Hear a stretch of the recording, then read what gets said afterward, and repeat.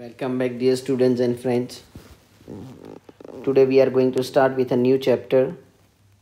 That is chapter number 6, Molecular Basis of Inheritance.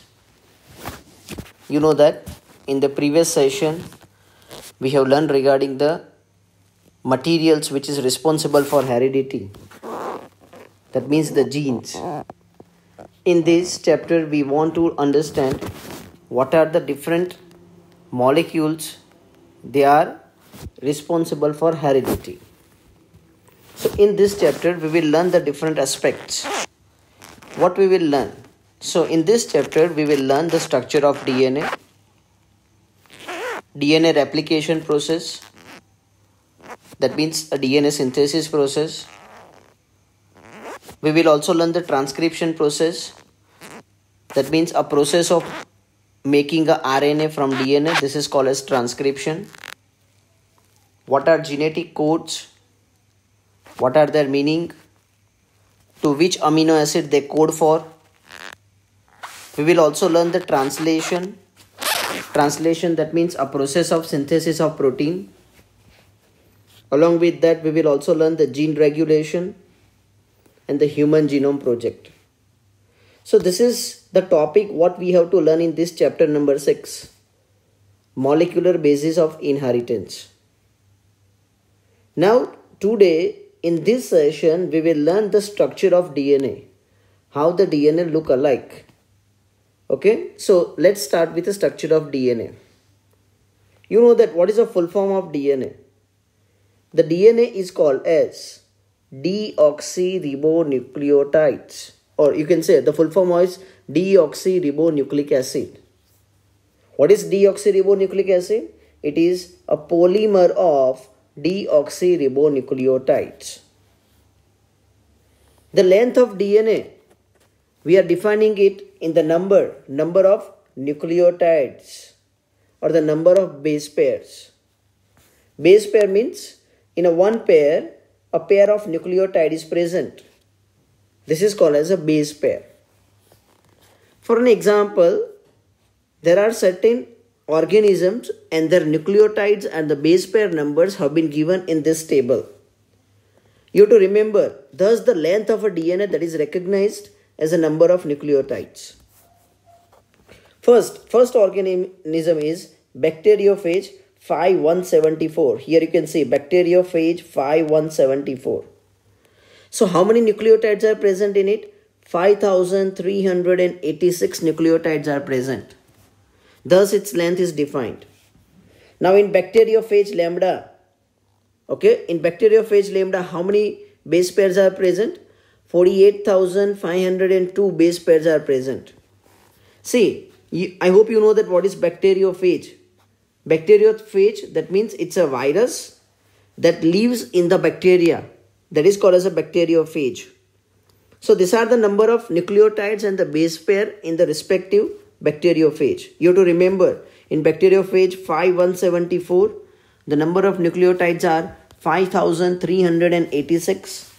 And in bacteriophage lambda, the number of nucleotides are 48,502.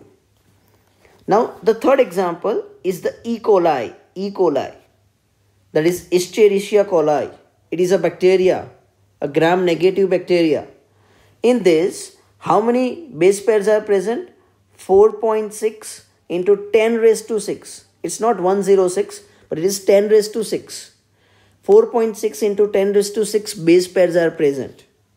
And in haploid content of DNA, haploid means N content, haploid content of DNA, the base pairs are 3.3 into 10 raised to 9 base pairs. So if you compare the diploid content, it is double. Haploid is N, diploid is 2N. So in the diploid content, the double 3.3 into 2, there is 6.6 into 10 raised to 9 base pairs are present in the diploid content of human. So these are the examples of organisms and their number of nucleotides and base pairs. You have to remember this number. In E. coli, 4.6 into 10 raised to 6 base pair. In a haploid content of human being, 3.3 into 10 raised to 9 base pair. Bacteriophage 5174, the number of nucleotides are 5386, and bacteriophage lambda, the number of base pairs are 48,502. So this is about the length of a DNA. Now you know that the DNA is a polymer of deoxyribonucleotide. In short, they are the polymer of nucleotides. But we should know that what is a nucleotide? So nucleotide is a combination of these three. The first, nitrogenous base. Second, a pentose sugar. And third, a phosphate. These three compounds, when they join together, it forms a nucleotide. And when many nucleotides join, it forms a polymer of nucleotide. And to this polymer, one of the polymer of nucleotide is a DNA. So let's see how these nucleotides are going to be formed. Okay, so let's start how the nucleotides are going to be formed. You know that nucleotide is a combination of three things. First, nitrogenous base. Second, pentose sugar. And third is phosphate. So here I have shown, here this one is a pentose sugar. In a DNA, the pentose sugar present is the deoxyribose. Here on the second carbon, one oxygen is less. So we are calling it as deoxyribose. So this is a pentose sugar which has 5 carbon. First carbon, first carbon, second carbon, third carbon, fourth carbon, fifth carbon. 5 carbons are present. So this is a pentose sugar. Okay. Now this is a pentose sugar. Now to this pentose sugar, what is connected? Here the base is connected. You know the nitrogenous bases. Which are the nitrogenous bases? A, T, G, C. Okay. So these are the nitrogenous bases. Adenine, guanine, thymine, uracil. I will discuss which are the nitrogenous bases. So to this pentose sugar, this is a pentose sugar. To this pentose sugar, the nitrogenous base is attached. Okay. So these two structures are called as nucleoside. What they are called as? They are called as nucleoside. So I am writing over here. It's called as nucleoside. Okay. When to this nucleoside, one phosphorus is attached. This is a phosphorus. The phosphorus is attached to this. Okay. This is called as, the nucleoside becomes a nucleotide. Nucleoside becomes a nucleotide. So this is a structure of one nucleotide. Nitrogenous base, pentose sugar, and the phosphate. These all three join together form a nucleotide. Now this is the another nucleotide. See here, nitrogenous base, pentose sugar, and the phosphate. This is the second nucleotide. The first and the second nucleotides, they join together by the phosphor bond. That what we call it as 3-5- phosphodiester bond. 3-5- phosphodiester bond, by which they are connected. Similarly, one more, and thus a long chain form. So it is a polymer, 1, 2, 3 and many. When many nucleotides join together, it forms a polymer of nucleotide. And this polymer of nucleotide is called as nucleic acid. Okay. And thus the nucleic acid is formed, and the DNA is the example of nucleic acid. Now next, go ahead. Let's see. This is a one nucleotide chain. See, this is a one chain which is running from 5- to a 3-. And this is the another chain of nucleotides. In the structure of DNA, 2 nucleotide chains are present. So we will discuss how this nucleotide chains can be found in the structure, that we will learn it in detail. But the DNA, deoxyribonucleic acid, it consists of 2 polynucleotide chain. This is the one nucleotide chain. Okay. And the next is another nucleotide chain. But before going to this, I just want to explain this nucleotide. Now you know that nucleotide, it's combination of nitrogenous base, pentose sugar, and the phosphate. But this nitrogenous base can be of 2 types. How many types of nitrogenous bases are that? 2 types of nitrogenous bases are that. The first one, it's called as purine. This is the first, purine. And the second one, it's called as pyrimidine. Okay, pyrimidine. Purine and the pyrimidine. The purine nitrogenous bases are A and G. Remember, A means adenine, G means a guanine.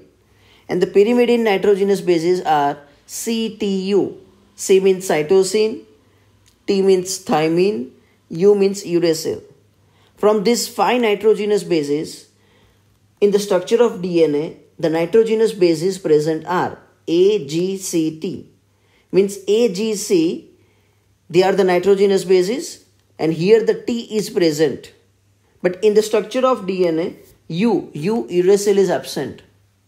And in the structure of RNA, the uracil is present and the T, thymine, is absent. So such kind of a nitrogenous bases you can find in the nucleic acid. So AGCT is in DNA, AGCU it's in the RNA. This you have already learned in the 11th science. So we are not going in much detail. Okay. Now you have also learned this. What are the nucleotides? How it is going to be formed. Okay. How the 2 nucleotides they join. It forms a long chain. Such long chain is going to be formed. And thus a DNA is going to be produced. So let's discuss the structure of DNA. But before we discuss the structure of DNA, I will tell you the contribution of different scientists, how the structure of DNA was discovered. So the DNA, you know that it is present in the nucleus. But first time this acidic substance which is present in the nucleus was identified by Friedrich Miescher. He identified this acidic substance which is present in the nucleus, and the first time he gave it name as nuclein. We were not identifying it as a DNA. We were initially knowing it as a nuclein. It was an acidic substance that was discovered by the Friedrich Miescher. Now the another scientist who got a Nobel Prize for their discovery, and they are James Watson and the Francis Crick. This James Watson and the Francis Crick has proposed very simple and the well accepted famous structure of a DNA. We are calling it as double helix model of DNA, or it can also be called as model B. B for Bombay. Okay. So here the James Watson and the Francis Crick has discovered and proposed a double helical structure of DNA which is accepted worldwide. This is the contribution of Watson and Crick. The third, the Watson and Crick has proposed the structure, but this proposal is based on the study of Maurice Wilkin and the Rosalind Franklin. This Maurice Wilkin and the Rosalind Franklin has studied the X-ray diffraction of DNA, and based on this DNA study, the Watson and Crick has proposed the structure of DNA. So the Maurice Wilkin and the Rosalind Franklin, they have learned the X-ray diffraction study of DNA. And the last one, that is Erwin Chargaff.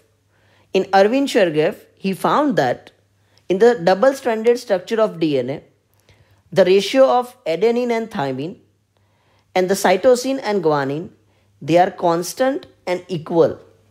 In short, they want to say that the ratio of purine and pyrimidine are same in the structure of DNA. You know the purine, A and G are the purine. You know that which are pyrimidine in the structure of DNA, C and T. So they want to say that A plus G is equal to C plus T. I am telling you in the different term. Okay. You can say that the number of purine is equal to number of pyrimidine. Purines are A and G. So A plus G is equal to C plus T. Or in other term, you can say that whatever the number of adenine, they are the number of thymine.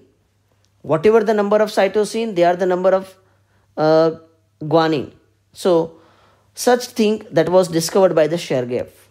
Now you know that Shergaff has told that the number of purine is equal to number of pyrimidine. That means A plus G is equal to C plus T. Okay. So when A plus G upon C plus T becomes a 1, then it suggests that it is a structure of DNA. So these are the contribution of different scientists in the discovery of structure of DNA. So again, just briefly repeat. Friedrich Miescher, he first identified the acidic substance present in the nucleus, called it as nuclein.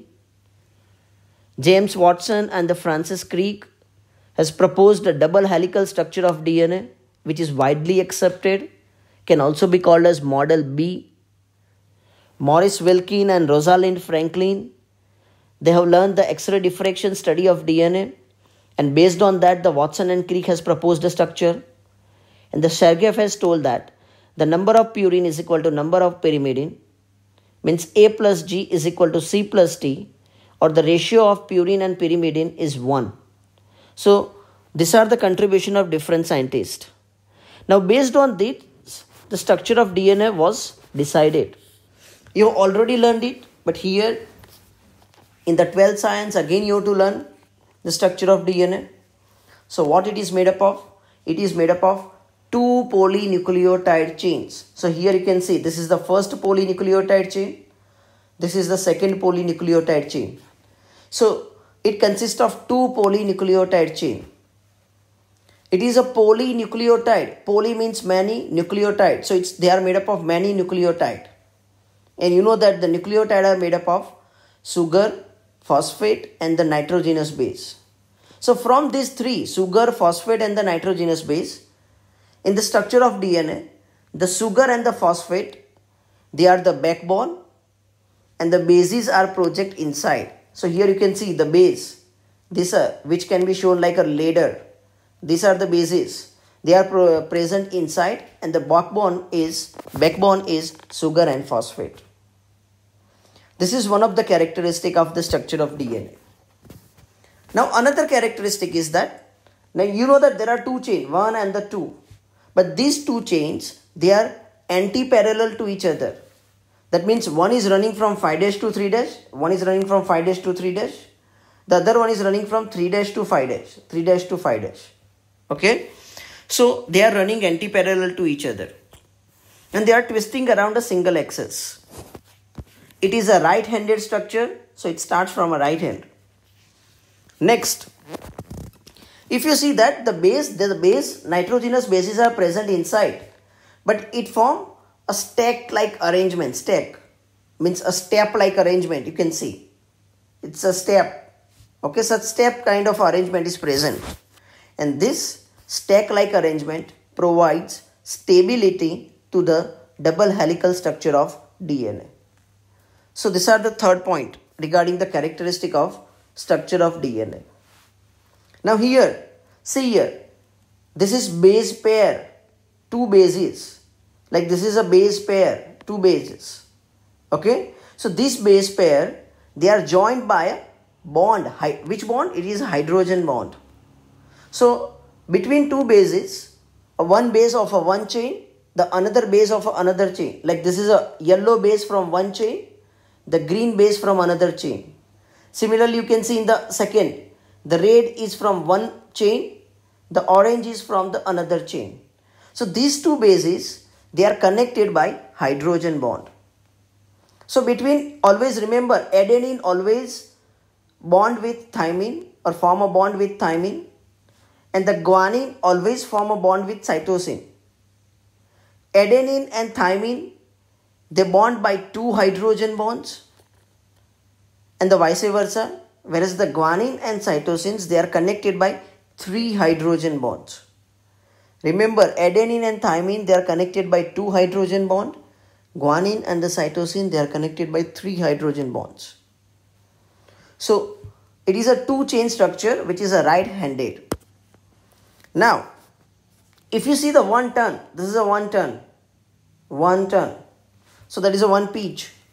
In this 1 pitch, the pitch of this helix is 3.4 nanometer.